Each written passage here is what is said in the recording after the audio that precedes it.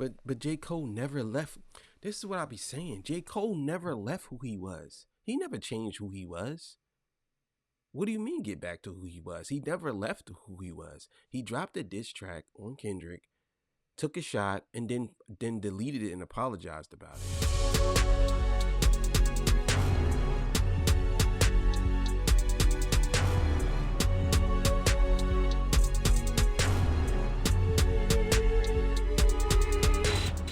All right, man. Torture Talk After Hours. So I ran across this interesting clip where it says Kendrick Lamar made one big mistake.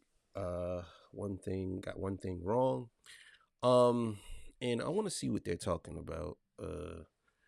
And yeah, make sure you like, share, subscribe. This is Torture Talk After Hours. You know what it is, man. So let's get it. Doubt in my mind is not. DIY. Look, I believe Kendrick won the battle. Unequivocally, is not a doubt in my mind. Is not. But I was critical of Kendrick. People miss that part. Right. Like I'm like, listen, man. When Pusha T said you're hiding a child, and then all of a sudden a child appears, it was like, oh, that's crazy. Like, listen, Kendrick said there was a daughter. Mm-hmm. I haven't seen the daughter yet. Is what I'm saying. This is what I don't like. I hate when people do this, right?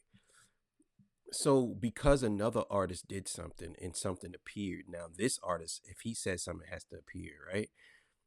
You can't use that in a battle because number one, all this stuff is hyperbolic and it's not real, right? Let's be clear here. Because I say you have a daughter doesn't mean that you have to have a daughter, because ultimately at the end of the day, it's about smearing your name. That's what it's about. And I think a lot of y'all get that confused about battles because y'all think that everything has to be real or certain things have to be real, right? So when you say stuff like, "Oh, I think that was a mistake," or "He should have never said that because something Pusha T said," or because he seen it online, you have to go down the laundry list of things that rappers had said that wasn't true in rap. People say, "Oh, your mom is a crackhead, your mom's a hoe, your mom's this, your mom's that." Doesn't make that true. So I can't use that against Kendrick, even though he said that because of what's her name, because of a made up daughter or whatever. And on top of that, you still don't know if it's not true. Like, you're just saying that you haven't seen one, but you don't know if it's not true. It could be true. He could be hiding this daughter, and he could have paid the mom not to say nothing. You don't know, but it's like things have to be revealed, and it's wild to me that some people just do that. I don't know. So it don't hit the same as when, right. you know what I'm saying. But was that the smoking gun? You think that was like? No, I think he won despite that. But again, if it's balls and strikes, right? Right. I get what you're saying. Yeah, Ball yeah. one. Like it ain't, you know what I'm saying? Like it wasn't this thing where it was like every hit landed, every blow landed. You know what I'm saying? That wasn't the point. This is not balls and strikes. It's not like everything you have to say should land or hit. I totally disagree with that. It's about one big thing. It's not about sections. You know what I'm saying? That's not the thing. Drake made y'all feel like it's sections. Kendrick made y'all feel like it's one big thing. That's one. Two, you can't discredit a whole song because of one bar you didn't like. Maybe you could. I'm not going to do that because everything else that's surrounding it could be true, would be true, maybe not be true, or whatever. But I'm not going to discredit the whole song because of one. I'm not saying he's saying that. I'm just saying I'm not going to discredit the whole song because I feel like there's a couple of bars that Kendrick might have said that I don't probably believe that Drake did or that happened with Drake. But I'm not going to get on here and say, well, the song is, I don't believe that I just have to discredit the whole song. That's what makes me mad about a lot of these people. It's like what they do is, and they don't even realize that they do it. They hold Kendrick Lamar to a certain standard. It's like he can't make up stuff. He can't lie. He can't do none of this because he's Mr. Moral. So he can't do that. But Drake can make up all these things and it's fine. That's fine for him to do that. But Kendrick can't do it because if Kendrick does it, it's a problem because he don't never do nothing like that. So when he made up a daughter, that's something that he should have never did. That's what I just don't like when people do that. Kendrick won that battle because he was doing the better rapping, had the better records, and his strategy, he was just strategically prepared for everything that Drake, he was just more prepared. Right. You know what I'm saying? And had the better records. Let's be clear here. Kendrick smoked Drake. I don't care what y'all talking about. He smoked him on every angle. He smoked him every angle. Yeah, man. Okay. Yeah, we didn't see a daughter. Okay, so you know what I'm saying? Not like us. Like, it's just what it is. So, but I could call it in that way. Like I have to be real. Like I have to be fair. Like, but the same thing on the Drake side. Now everybody is saying, well, Kendrick got too personal, and he that's low to call him a pedophile. How can he call him a pedophile? Hey, man, you said the man beats his wife and his best friend father the love child that he is now raising. Like we cannot move the bar. Like, you know what I'm saying? Like, and I agree. Now again, I'm just giving him some pushback on the things he said. Now with him saying this, I can understand. Now somebody said to me, well, sometimes I think you speak before you let them speak. I'm going to always do that because I like to talk about everything that people say. I don't want to let them talk and then not talk. I want to break down everything they said. And if I'm wrong about something, then I'll correct myself. But that's commentary. You know what I'm saying? I ain't trying to take a sound bite. I'm just breaking down every angle and everything they said. Now, I'm not going to stop every time they say. But if it's something that they say that I feel as though I want to speak on, I'm speak on it. If I disagree with it, I'll disagree with it. If they correct themselves, then I'll say, well, I'll stand corrected. That's how it goes. So you could call it both ways, and at the same time, not everything Drake did. Like Family Matters is a dope record. Mm-hmm. I did some incredible rapping on Family Matters. Like I just wasn't dope enough. Just wasn't, you know what I'm saying? It was just strategically timed, and with Meet the Grams coming right after that is like a LeBron James chase down block pinning against the glass. You know what I'm saying? Like it was a dope record. That record would have knocked out 95% of other rappers. I disagree with that. No, it wouldn't have had not. It depends on what rapper it was, but 95% of rappers, Family Matters would have knocked them out. I don't think so. No. Family Matters was a good record, but it wasn't no Ether. It wasn't even no Squabble Up. It wasn't even no. Family Matters was a good record, but it wasn't a battle record in my opinion. It wasn't a diss record. It was more of a, okay, I'm going to rap over these three beats with some fire bars. That's it. To me, it was hollow. It's a good record, but it's a hollow record. You know what I'm saying? That's how I feel about it. Like, I believe that any rapper could have probably beat that record. Now, Not Like Us, that's a special record. That's more than battle rap.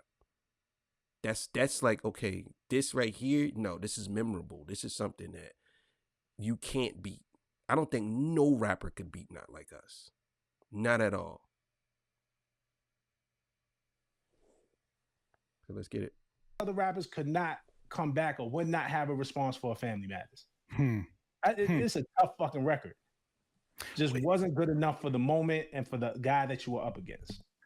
See, okay, so two things I want to ask you about. So the first thing is I've had the theory, because the daughter thing did have me kind of scratching my head, but then as I'm starting to see more and more information, whether it be through like Ebony Prince or whatever's going on, I'm like, is it actually done? One, if it let's just take it off the table.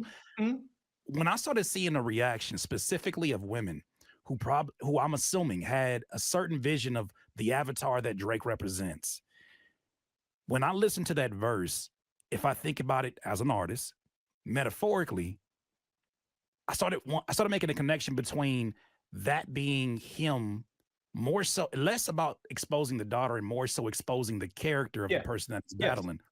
when I started seeing like women on YouTube that were crying after hearing Meet the Grams, I said, well, I wonder why that is. I got goosebumps because I was like, this whole thing is just spooky. But I didn't get that until I started saying, well, I wonder now if they're viewing him from the lens of being, you know, a deadbeat dad, the lens of being weird ass uncle, because of the way that was presented and they saw themselves in the little girl that was described. That was my one theory on that. I don't know if you had any thoughts. Yeah, no, for sure. I understand what he's saying.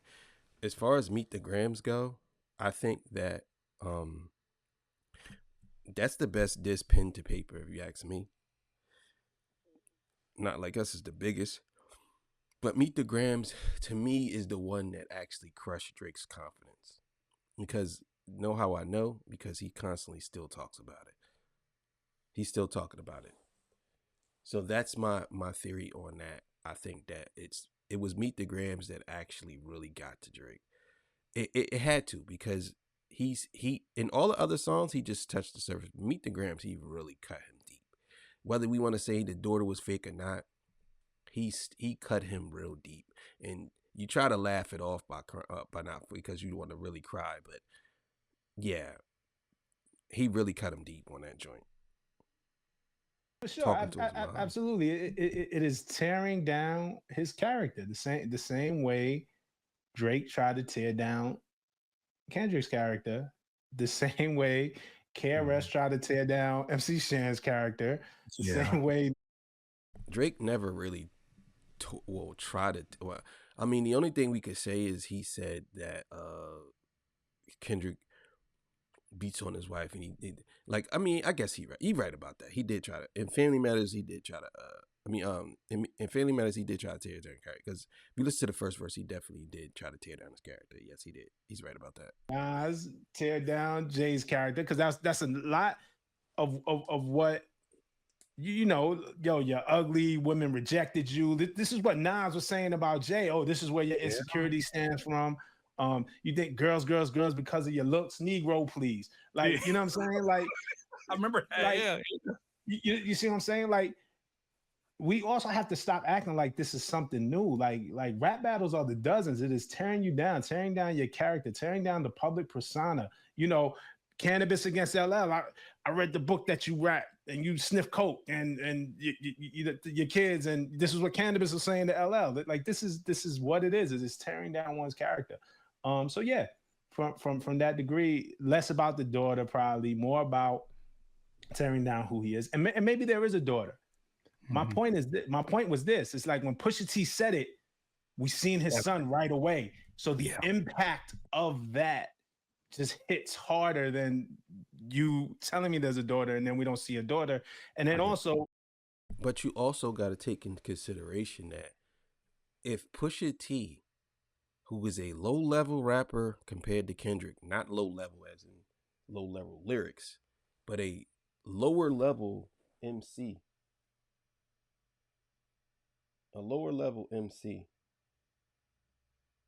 right? Pusha T, which is a low-level MC as far as popularity goes, said he has a child. And then he ends up exposing a child, right? Drake brings his child out. Kendrick Lamar is a major artist. You telling me that Drake, knowing that, he's not going to even hide this child even more now? Yes, he is. Because he don't want no one to know. That's what I'm saying. So, let's keep it going. We seen that trick already. Like, okay, we seen that finishing move already. That wasn't Kendrick's ultimate fatality. He had more in store. But what I'm saying is, when I'm commenting in real time, I'm being very real about this stuff. Like, I'm like, yo, this shit is dope. But when Pusha said it, we seen the kid. And that was the impact. You know what I'm saying? I get it. And you had a few takes where I was like, sometimes you talk and I'm like, all right, my God, you're right. We gotta start acting like adults again. Cause we get to taste some blood, and everybody can get it, especially if you out here apologizing. But then you had a take that made me kind of humble myself and look at it from a different perspective. You know, I got to ask, you said even after J. Cole's apology, he's still number 2 in the big 3. Yeah. And I said, Yeah. at first I wanted to rebel against it because I was like, ain't no way, that ain't hip hop. You don't apologize. And then I thought to myself, I said, well, he's not suing nobody. And 2, it's in line with where it seems like he wants to go. What made you say that? And did you catch heat for saying that? Yeah, I caught a lot of heat for saying that because we were bloodthirsty. J. Cole would say bloodthirsty. Everybody wanted to see blood, but everybody was hungry for this battle. You know what I'm saying? So I get it.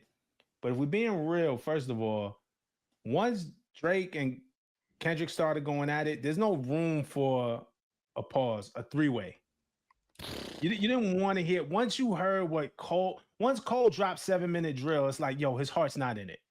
Right. Because it wasn't a good. J. Cole got all you niggas fooled. He is not number 2. And if he is, it's because he didn't battle. And if he's number 2 by default, that's trash. If you're telling me that J. Cole is number 2 because because he apologized and he bowed out and let them 2 squabble it out, so now it's Kendrick and Drake is number 3 because he took a L. I don't think that J. Cole or Drake is number 2 or 3. But if I had to choose who would be number 2, most likely it would probably be Drake versus it would still be Drake versus Kendrick, because he at least stood there and fought it out. J. Cole got he punched or swung at Kendrick, he missed, and then he ran. That's what happened. He ran. That Canadian boy did not run. That Canadian boy stood down and he took his ass whooping like a man. That's the only thing I could say I respect about Drake, is he took his hits like a man. Now, after that, he went into the court system, so he did what a normal Karen man would do, but he still fought. And you can't really say that about J. Cole. So no, he's definitely not no number 2. Get up out of here.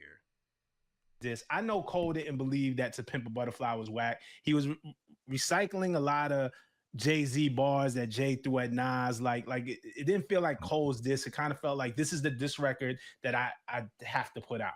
Yeah. You know what I'm saying? It just wasn't going to be good. I thought Cole bowing out, while at the time it may stung, I was like, when he got on that Dreamville stage and said what he said, I said, man, that's a very J. Cole thing to do. If you're a J. Cole fan, this is in line with who J. Cole is. I am not surprised. Like, the initial moment was like, oh, did he just do that? And then when it sinks in, this is a very J. Cole thing to do. He's going to be all right because as an artist, he's being true to himself. Yeah. I always saw it like it. I always said to myself, this is probably going to make a lot more sense when the Fall Off drops. Yeah. And context. Yeah. And then you go back to it. It's like, and I don't believe everything Drake does is evil or wrong or whack. Like, I'm just not that type of person or fan.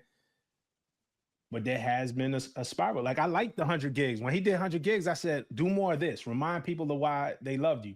You know who did it? Cole, with the Inevitable podcast. He said, oh, okay, y'all not fucking with me, but my fans are.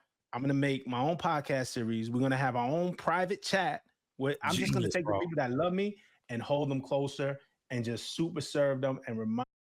That's trash. And I'm going to tell y'all why. You would never, ever, ever be the greatest of all time if you do stuff like that. Because basically what you're saying is, I can't take criticism. I have to go this way. And you don't have to. A lot of people don't have to take criticism. But I'm telling you now, I could never put J. Cole at number 1. He has too many different flaws outside of his rapping ability. And on top of that, I think J. Cole is a fire artist, but I don't think he has the quality songs to say he's the greatest of all time. I don't think I could say, yeah, J. Cole's the greatest of all time because of these songs right here. Like, no, he don't have those. He has some good songs, but he don't really have them joints was like, oh man, yeah, he's the guy. You know what I'm saying? He's that guy. So let's keep it going.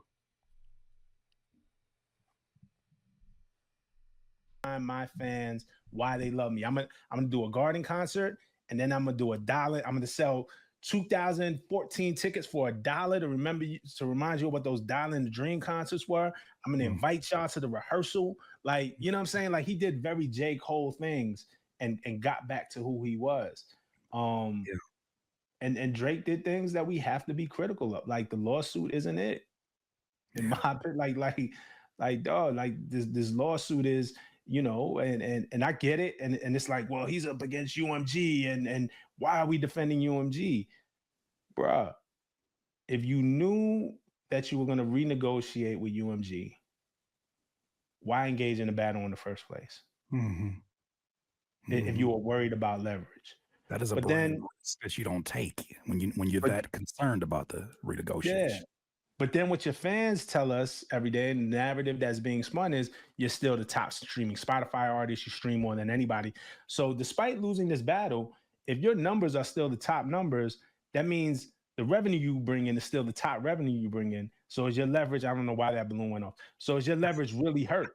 If the dollars you're bringing in, if the dollars that, if your streaming didn't take a hit after this battle, that means your streaming revenue didn't take a hit after this battle. So why is your leverage? It's just things that don't make sense. It is more. He's absolutely right about that. Like, if you're saying that the machine is working against you, then how is it that you haven't took a hit? Everything is still working for you, like you said. Like, I don't understand it, but he's absolutely right about that. And look, I feel for him, dog. It's like, it fucking sucks for the whole world to call you a PDF. I get it. It fucking sucks. Like, that has to be terrible. I get it. But I just feel like these moves are only making it worse. Like I think the lawsuit makes Kendrick and Not Like Us more infamous. It was like Groundhog's Day. It's like, oh, 6 more weeks of winter. It's like, oh, lawsuit, 6 more weeks of Not Like Us. Like, it just makes it more infamous. You know what I'm saying?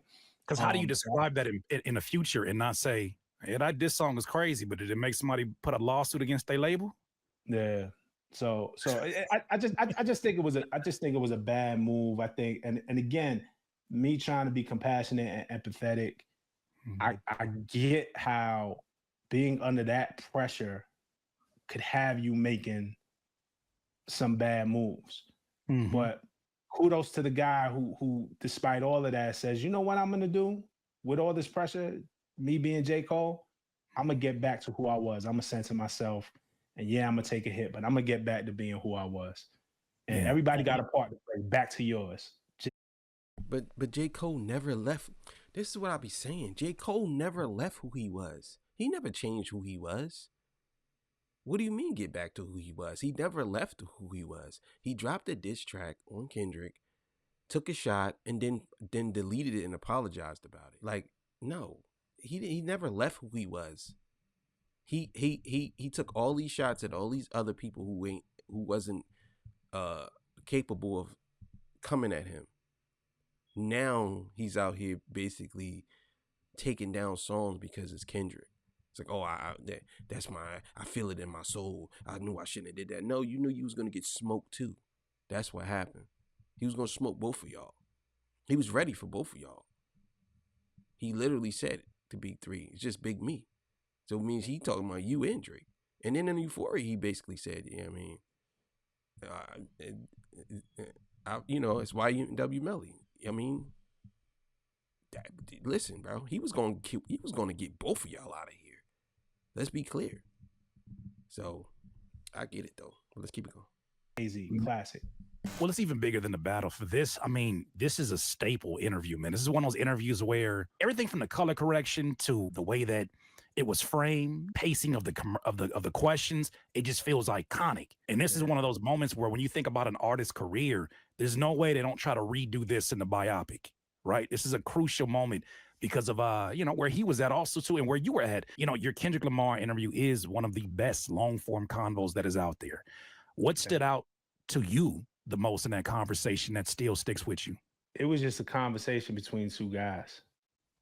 And you're right about the color correction. I had nothing to do with that. The framing, I had nothing to do with that. Shout out Adam Murphy. Stacy was on set, I believe. Like, shout out to anybody that I missed, but the crew. It's not like we had a long time to set up. We got in that room, they set up right away, they set up the shot right away, and we just went. It was really one of the most natural, for as revered as that conversation was, it wasn't produced.